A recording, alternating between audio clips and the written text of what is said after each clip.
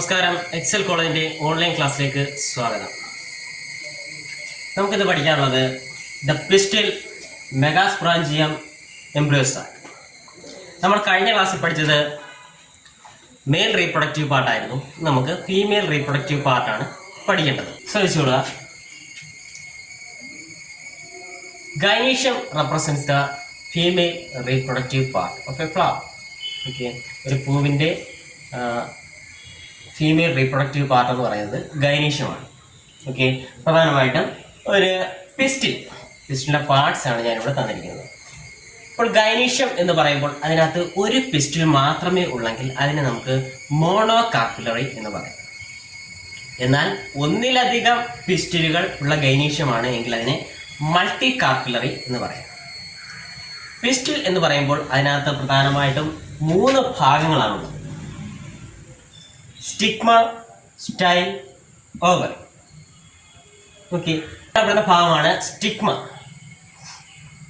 അതായത് pollen grains വന്ന് പതിക്കേണ്ട ഭാഗമാണ് സ്റ്റിഗ്മ എന്ന് പറയുന്നത്. തുടർന്ന് ഈ നീളം കൂടിയ ഈ ഭാഗത്തെ പറയുന്ന പേരാണ് സ്റ്റൈൽ. അതിന് താഴെയായി കാണപ്പെടുന്ന ഈ പാർട്ടാണ് ഓവർ. ഓക്കെ, അപ്പോൾ നമ്മൾ പറഞ്ഞായിരുന്നു ഒരു പിസ്റ്റിൽ മാത്രമേ ഉള്ളെങ്കിൽ അതിനെ മോണോകാർപ്പിലറി എന്നും ഒന്നിലധികം പിസ്റ്റിൽസ് ഉണ്ടെങ്കിൽ അതിനെ മൾട്ടി കാർപ്പിലറി എന്നും പറയാം. ഓക്കെ, ഈ ഒന്നിലധികം പിസ്റ്റിൽസ് ഉള്ളതിനെ നമുക്ക് പിന്നെയും 2ആയിട്ട് തരംതിരിക്കാം. അത് യുണൈറ്റഡ് ആവാം, അല്ലെങ്കിൽ ഫ്രീ ആയിട്ടും കാണാം. യുണൈറ്റഡ് ആണെങ്കിൽ അതിനെ സിൻകാർപ്പസ് എന്നും, അത് ഫ്രീ ആയിട്ടാണ് അത്ര എണ്ണം കാണപ്പെടുന്നെങ്കിൽ അതിനെ അപ്പോകാർപ്പസ് എന്നും അറിയപ്പെടുന്നു. നമ്മൾ പറയുന്നത് മോണോകാർപ്പിലറി എന്താണ് മൾട്ടി കാർപ്പിലറി. അത് യുണൈറ്റഡ് ആണെങ്കിൽ അതിനെ സിൻകാർപ്പസ് എന്നും, അത് ഫ്രീ ആണെങ്കിൽ അതിനെ അപ്പോകാർപ്പസ് എന്നും പറയുന്നു. നോക്കി, ഓവറിക്കകത്ത് കാണപ്പെടുന്ന ആ ക്യാവിറ്റിയാണ് ഒവേറിയൻ ക്യാവിറ്റി, അല്ലെങ്കിൽ അതിനെ ലോക്യൂൾ എന്ന് അറിയപ്പെടുന്നു. ഇതിനകത്താണ് പ്ലാസന്റ കാണപ്പെടുന്നത്. പ്ലാസന്റ എന്താണെന്നും പ്ലാസന്റേഷൻ അത് ക്ലാസിഫൈ ചെയ്ത് നിങ്ങൾ ഫസ്റ്റ് ഇയർ പഠിച്ചിട്ടുണ്ട്. Different type placentation.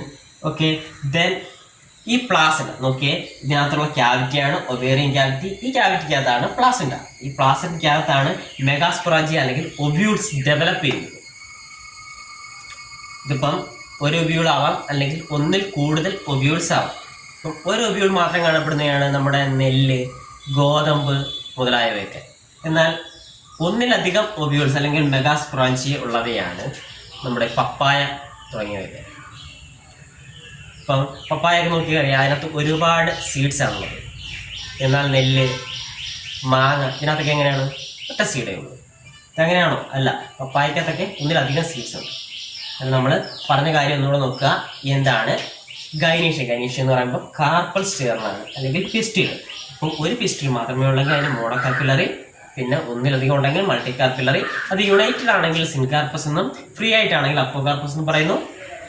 പിന്നീട് പിസ്റ്റിലിന്റെ പാർട്ടുകൾ പറഞ്ഞു. സ്റ്റിഗ്മ എന്താണ്, സ്റ്റൈൽ എന്താണ്, ഓവറി എന്താണ്. ഓവറിക്കകത്ത് കാണപ്പെടുന്ന ഫ്രീ ആയിട്ടുള്ള പാർട്ടാണ് ഒവേറിയൻ ക്യാവിറ്റി അല്ലെങ്കിൽ ലോക്യൂൾ. ഇതിനകത്താണ് പ്ലാസന്റ. ഇതിനുള്ളിലാണ് മെഗാസ്പൊറാഞ്ചിയ അല്ലെങ്കിൽ ഓവ്യൂൾസ് ഡെവലപ്പ് ചെയ്യുന്നത്. നമുക്ക് പഠിക്കാനുള്ളത് ദി മെഗാസ്പൊറാഞ്ചിയം ഒവ്യൂൾ. അതിന്റെ സ്ട്രക്ചറാണ് നമുക്ക് പഠിക്കാനുള്ളത്. Ovule is a small structure usually seen attached to placenta by means of stalk called funicle. Okay, പ്ലാസന്റയുമായിട്ട് ഒവ്യൂൾ എന്ന് പറയുന്ന ചെറിയ സ്ട്രക്ചർ അറ്റാച്ച് ചെയ്യുന്നത് ചെറിയൊരു രണ്ട് വഴിയാണ്. അതിനെയാണ് ഫ്യൂണിക്കിൾ. നമുക്ക് ഈ ഭാഗം കൊണ്ടാണ് പ്ലാസന്റയുമായി അത് അറ്റാച്ച് ചെയ്ത് കാണപ്പെടുന്നത്.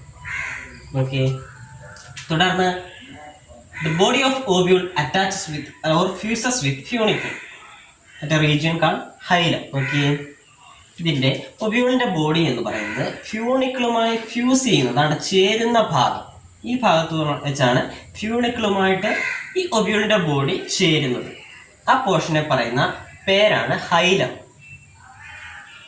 Otherwise we can say ഹൈലം is the junction between funicle and ovule. Okay, അപ്പം ഇവ തമ്മിൽ ചേരുന്ന ഭാഗമാണ് ഹൈലം എന്ന് പറയുന്നത്.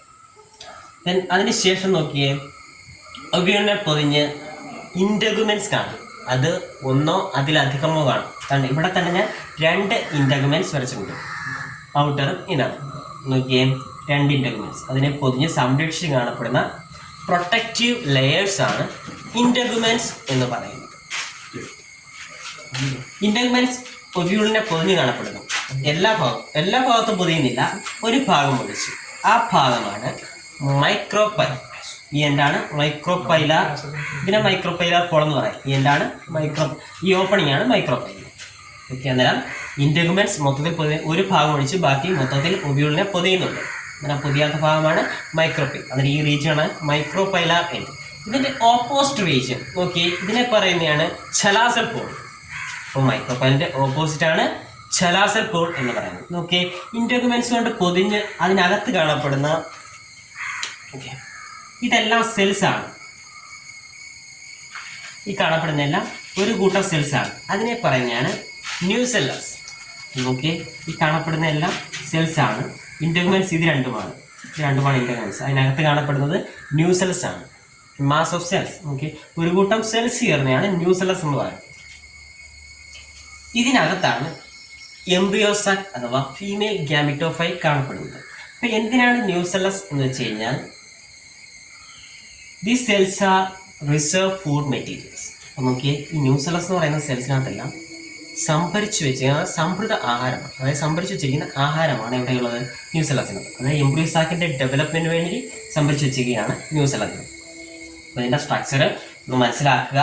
എന്താണ് ഫ്യൂണിക്കിൾ? അപ്പോൾ പ്ലാസന്റയുമായി അറ്റാച്ച് ചെയ്യുന്ന ആ ലോങ് സ്റ്റോക്കിനെ പറയുന്ന പേരാണ് ഫ്യൂണിക്കിൾ. അപ്പോൾ ഇതിന്റെ ബോഡി ഫ്യൂണിക്കിളുമായി ഫ്യൂസ് ചെയ്യുന്ന പാർട്ടാണ് ഹൈലം, അല്ലെങ്കിൽ അത് ചേരുന്ന ജംഗ്ഷനാണ് ഹൈലം എന്ന് പറയുന്നത്. മാത്രമല്ല ഇതിന്റെ ബോഡിയെ പൊതിഞ്ഞുകൊണ്ട് കാണപ്പെടുന്ന പ്രൊട്ടക്റ്റീവ് ലെയേഴ്സ് ആണ് ഇന്റഗുമെന്റ്സ്. ഇന്റഗുമെന്റ്സ് അതിനെ പൊതിയുന്നു, എല്ലാ ഭാഗവും പൊതിയുന്നു, ഒരു ഭാഗം ഒഴികെ. ആ ഓപ്പണിംഗ് പാർട്ടാണ് മൈക്രോപൈലാർ എൻഡ്. ആ മൈക്രോപൈലിന് ഓപ്പോസിറ്റ് കാണപ്പെടുന്ന ബേസൽ പാർട്ടാണ് ചലാസൽ പോൾ.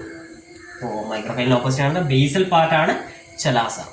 ഓക്കെ, അതിനുശേഷം ഇതിനകത്ത് ഇന്റഗുമെന്റ്സിനും അകത്ത് കാണപ്പെടുന്ന പാർട്ടാണ് ആ ഗ്രൂപ്പ് ഓഫ് സെൽസ്. ഒരു കൂട്ടം സെൽസിനെ പറയുന്നതാണ് ന്യൂസെല്ലസ്. അതെന്ന് പറയുമ്പം റിസർവ് ഫുഡ് മെറ്റീരിയൽസ് ആണ്. ഓക്കെ, അതിനകത്താണ് നമ്മുടെ ഫീമെയിൽ ഗ്യാമറ്റോഫൈറ്റുള്ള എംബ്രിയോസ് ഡെവലപ്പ് ചെയ്യും. Megasporogenesis. It is the process of formation of megaspore from megaspore mother cell. megaspore mother cellനകത്ത് മെഗാസ്പോർസ് ഉണ്ടാകുന്നതിനെ പറയുന്ന പേരാണ് മെഗാസ്പോറോജനസിസ്. നമ്മൾ കഴിഞ്ഞ ക്ലാസ് ഇതുപോലെ മൈക്രോസ്പോറോജനസിസ് പഠിച്ചായിരുന്നു. ഓക്കെ, മൈക്രോപൈലാർ എൻഡിലുള്ള സെൽസിനാണ് മെഗാസ്പോർ മദർ സെല്ലിനാണ് ഡിവിഷൻ നടക്കുന്നത്. ഇത് മിയോട്ടിക് ഡിവിഷന് വിധേയമാണ്. എന്താണ് മിയോസിസ്, എന്താണ് മൈറ്റോസിസ് അറിയാവുന്നതാണല്ലോ. മിയോട്ടിക് ഡിവിഷൻ എന്ന് പറയുമ്പം റിഡക്ഷൻ ഡിവിഷനാണ്. നോക്കിയേ, അവിടെയുള്ള സെല്ലിന് ആദ്യം ഡിവിഷൻ നടക്കുന്നു. അതിൻ്റെ ഫലമായിട്ട് 2 സെല്ലാവും. തുടർന്ന് അവയ്ക്ക് രണ്ടിനും ഡിവിഷൻ നടന്നു. തുടർന്ന് 4 സെൽ അവിടെ ഉണ്ടാകുന്നുണ്ട്. അറിയാം, മിയോസിസ് എന്ന് പറയുമ്പോൾ ഒരു സെല്ലിന് ഡിവിഷൻ നടന്ന് അതിൻ്റെ ഫലമായിട്ട് പ്രധാനമായിട്ട് 4 സെൽസ്, 4 ഡോട്ടർ സെൽസാണ് ഉണ്ടാകുന്നത്. അത് റിഡക്ഷൻ ഡിവിഷനാണ്. കാരണം ക്രോമസോം നമ്പർ പകുതിയാവുന്ന ഡിവിഷനാണ് നമുക്കറിയാം മിയോസിസ്. ഓക്കെ, നോക്കിയാൽ ആദ്യത്തെ സെൽ അതിന് ഡിവിഷൻ നടന്ന് അത് 4 സെല്ലായിട്ട് മാറുന്നു. അപ്പോൾ മെഗാസ്പോർ മദർ സെല്ലിനാണ് ഡിവിഷൻ നടക്കുന്നത്. ഓക്കെ, ഇതിനകത്ത് ഒരു സെൽ മാത്രമേ ഫങ്ഷണൽ ആയിട്ടുള്ളൂ. ബാക്കി 3 സെല്ലും ഡീജനറേറ്റ് ചെയ്തു പോകും, അതായത് നശിച്ചു പോകും. അപ്പോൾ ഇതിൽ ഒരെണ്ണം മാത്രമാണ് ഡെവലപ്പ് ചെയ്ത് വരുന്നത്, ബാക്കി 3 എണ്ണവും നശിച്ചു പോവുകയാണ് ചെയ്യുന്നത്. ഓക്കെ, മെഗാസ്പോറോജനസിനകത്ത് ഉണ്ടാകുന്ന സെല്ലുകളിൽ ഒരെണ്ണം ഒഴികെ ബാക്കിയുള്ളതെല്ലാം നശിച്ചു പോവുകയാണ്. ഒരെണ്ണം മാത്രം ഫങ്ഷണലായി വരുന്നു. അതിൻ്റെ ഡെവലപ്മെൻ്റ് ആണ് നമുക്ക് അടുത്ത പടി. ഫങ്ഷണൽ ആയിട്ടുള്ള മെഗാസ്പോർ അതിന് ഡിവിഷൻ നടക്കുന്നത്, അല്ലെങ്കിൽ അതിനുണ്ടാകുന്ന ഡെവലപ്മെൻ്റ് ആണ് നമ്മൾ നോക്കുന്നത്. ഇത്തരം 3 എണ്ണം നശിച്ചുപോയി. അവസാനം എഴുതുക ഫങ്ഷണൽ ആയിട്ടുള്ള മെഗാസ്പോർ. നോക്കിയാൽ അതിനകത്തുള്ള ന്യൂക്ലിയസിൻ്റെ ഡിവിഷനാണ് മൈറ്റോസിസ് നടക്കുന്നത്. മൈറ്റോസിൻ്റെ ഫലമായിട്ട് അതിൻ്റെ ന്യൂക്ലിയസ് 2 ഓക്കെ, സാധാരണഗതിയിൽ പ്ലാന്റ് സെൽസിനകത്ത് ഡിവിഷൻ നടന്നു കഴിഞ്ഞാൽ ന്യൂക്ലിയസ് ഡിവൈഡ് ചെയ്ത് മാറിയതിന് ശേഷം ഉടനെ സെൽ വാൾ ഫോം ചെയ്യുകയാണ് ചെയ്യുന്നത്. എന്നാൽ ഇവിടെ ഉടനെ തന്നെ സെൽ വാൾ ഉണ്ടാവുന്നില്ല. തുടർന്ന് വീണ്ടും ഈ 2 ന്യൂക്ലിയസുകൾക്ക് മൈറ്റോസ്, അതായത് ഡിവിഷൻ നടക്കുന്നു. ഓക്കെ, ആദ്യം ഉണ്ടായ 2 ന്യൂക്ലിയസ് 2 പോളിലേക്ക് പോകുന്നു. തുടർന്ന് അവിടെ വെച്ച് വീണ്ടും അവ മൈറ്റോസിന് വിധേയമാകുന്നു. അപ്പോൾ അതിൻ്റെ ഫലമായിട്ട് 4 ന്യൂക്ലിയസ് ഉണ്ടാകുന്നു. വീണ്ടും ആ 4 എണ്ണത്തിന് മൈറ്റോസിസ് നടക്കുന്നു. അതിൻ്റെ ഫലമായിട്ട് 8 ന്യൂക്ലിയസ് ഉണ്ടാകുന്നു. ഉടനെ തന്നെ ഇതിനകത്ത് സെൽ വാൾ ഉണ്ടാവുന്നില്ല. നോക്കി, 8 ന്യൂക്ലിയസ്, അതായത് ഫ്രീ ന്യൂക്ലിയർ സ്റ്റേജ് ആണ്. ഓക്കെ, ഈ ന്യൂക്ലിയസിനകത്ത് പിന്നീട് ഇതിൻ്റെ അറേഞ്ച്മെൻ്റ് ആണ്. 3 വീതം 2 പോൾസിലേക്ക് പോകുന്നു. എന്നാൽ 2 മാത്രം അതിൻ്റെ സെല്ലിൻ്റെ നടുക്കായിട്ട് നിൽക്കുന്നു. ഓക്കെ, ഈ വശങ്ങളിലേക്ക് അതായത് പോൾസിലേക്ക് പോകുന്ന ന്യൂക്ലിയസിന് ചുറ്റുമായി സെൽ വാൾ ഫോം ചെയ്യാൻ തുടങ്ങുന്നു. എന്നാൽ നടുക്ക് നിൽക്കുന്ന ആ 2 ന്യൂക്ലിയസിനാണ് ഒന്നിച്ചു ചേർന്നാണ് അവയ്ക്ക് സെൽ വാൾ ഉണ്ടാകുന്നത്. അവ 2 ഫ്യൂസ് ചെയ്യുകയാണ് ചെയ്യുന്നത്. ഓക്കെ, അപ്പം ഇവയ്ക്ക് പ്രത്യേകം സെൽ വാൾ ഉണ്ടാവുന്നില്ല. ഓക്കെ, വശങ്ങളിൽ പോയവയ്ക്ക് മാത്രമേ സെൽ വാൾ ഉണ്ടാവുന്നുള്ളൂ. നടുക്ക് നിൽക്കുന്നതിന് ഒരുമിച്ചാണ് സെൽ വാൾ ഉണ്ടാവുന്നത്. അപ്പോൾ മൈക്രോപൈലാർ എൻഡിൽ പോകുന്നതിനെ എഗ് അപ്പറേറ്റസ് എന്നും ചലാസൽ എൻഡിലേക്ക് പോകുന്ന ന്യൂക്ലിയസിനെ ആൻറ്റിപോഡൽസ് എന്നും പറയുന്നു. സെൻട്രൽ സെല്ലിൽ നിൽക്കുന്നത് പോളാർ ന്യൂക്ലിയൈ ആണ്. അവ ഒന്നിച്ചാണ് കാണപ്പെടുന്നത്. അപ്പോൾ സെൻട്രലിൽ നിൽക്കുന്ന പോളാർ ന്യൂക്ലിയൈ, മൈക്രോപൈലാർ എൻഡിലേക്ക് പോകുന്നത് എഗ് അപ്പറേറ്റസ്. എന്നാൽ ചലാസൽ എൻഡിലേക്ക് പോകുന്ന ആ 3 ന്യൂക്ലിയസിനെ പറയുന്നതാണ് ആൻറ്റിപോഡൽസ്. ഇതാണ് മെച്ചർ എംബ്രിയോ സാക്കിൻ്റെ സ്ട്രക്ചർ എന്ന് പറയുന്നത്. ഇത് 8 ന്യൂക്ലിയേറ്റഡ് 7 സെൽഡ് സ്റ്റേജ് ആണ്. അപ്പോൾ ഇത് പരീക്ഷയ്ക്ക് ചോദിക്കുന്നതാണ്, describe 8 nucleated 7 cell stage of embryo sac. അപ്പം ഇത് അറിഞ്ഞിരിക്കണം. നോക്കിയേ, ഡിവിഷന് ശേഷം ഇതിനകത്ത് സെൽ വാളോട് ഉണ്ടായി കഴിയുമ്പോൾ ഇങ്ങനെയാണ് മെച്ചർ എംബ്രിയോ സാക്ക് ഇരിക്കുന്നത്. നോക്കിയേ, ഇതിൻ്റെ 2 പോളുകൾ ആദ്യം മനസ്സിലാക്കുക. ഇത് ചലാസൽ എൻഡും ഇത് മൈക്രോപൈലാർ എൻഡുമാണ്. ഓക്കെ, മൈക്രോപൈലാർ എൻഡിലേക്ക് വരുന്ന 3 സെൽസിനെ ഒന്നിച്ച് പറഞ്ഞാണ് സെൽ എഗ് അപ്പറേറ്റസ് നമ്മൾ പറഞ്ഞായിരുന്നു. അതിന് ആ 3 സെൽസിനകത്ത് ഈ കാണപ്പെടുന്നതാണ് എഗ് സെൽ എന്ന് പറയുന്നത്. തുടർന്ന് കാണപ്പെടുന്ന ഈ 2 സെൽസാണ് സൈനർജിഡ്സ്. ഓക്കെ, 2 സൈനർജിഡ്സിനാണ്. You can see a special cellular thickening at the micropylar end of the synoid. നോക്കിയേ, ഇതിനകത്ത് ഇങ്ങോട്ട് ചേർന്ന് പ്രത്യേക സെല്ലുലാർ തിക്കനിങ് നമുക്ക് കാണാം. നോക്കിയേ, ഇതിനെ പറയുന്ന പേരാണ് ഫിലിഫോം അപ്പറേറ്റസ്. തുടർന്ന് ഓപ്പോസിറ്റ് ചലാസൽ എല്ലിൽ കാണപ്പെടുന്ന ഈ സെൽസാണ് ആൻറ്റിപോഡൽസ്. തുടർന്ന് പോളാർ ന്യൂക്ലിയൈ ഒന്നിച്ച് ചേർത്തതുപോലെ സെൽ വാൾ ഉണ്ടായി അത് നടുക്കായിട്ട് ക്രമീകരിക്കുകയും ചെയ്യുന്നു. അപ്പോൾ നോക്കിയേ, നോക്കിയേ, ഇതിനകത്ത് മൊത്തത്തിൽ 8 ന്യൂക്ലിയസ് വരുന്നുണ്ട്. താഴെ 3 മുകളിൽ 3 താഴെ നടുക്ക് 2. എന്നാൽ ഇതിനകത്ത് സെൽസ് നോക്കിക്കഴിഞ്ഞാൽ ഇവിടെ ഒരു സെല്ല്, സെൻട്രൽ കാണപ്പെടുന്ന ഒരു സെല്ല്, മുകളിൽ 3 സെല്ല്, താഴെ 3 സെല്ല്, മൊത്തത്തിൽ 7 സെല്ലേ വരുന്നുണ്ട്. അപ്പോൾ ഇത് ഡിസ്ക്രൈബ് ചെയ്യാൻ ചോദിച്ചു കഴിഞ്ഞാൽ ഇത് അറിഞ്ഞിരിക്കുക. ഇപ്പോൾ ഫിലിഫോം അപ്പറേറ്റസ് എന്തിനാണെന്ന് ചോദിച്ചു കഴിഞ്ഞാൽ ഇതിനകത്ത് പോളൻ ട്യൂബിനെ റിസീവ് ചെയ്യുന്നു. അപ്പോൾ തൽക്കാലം ഇന്നത്തെ ക്ലാസ്സിൽ നമുക്ക് ഇവിടെ വൈൻഡപ്പ് ചെയ്യാം.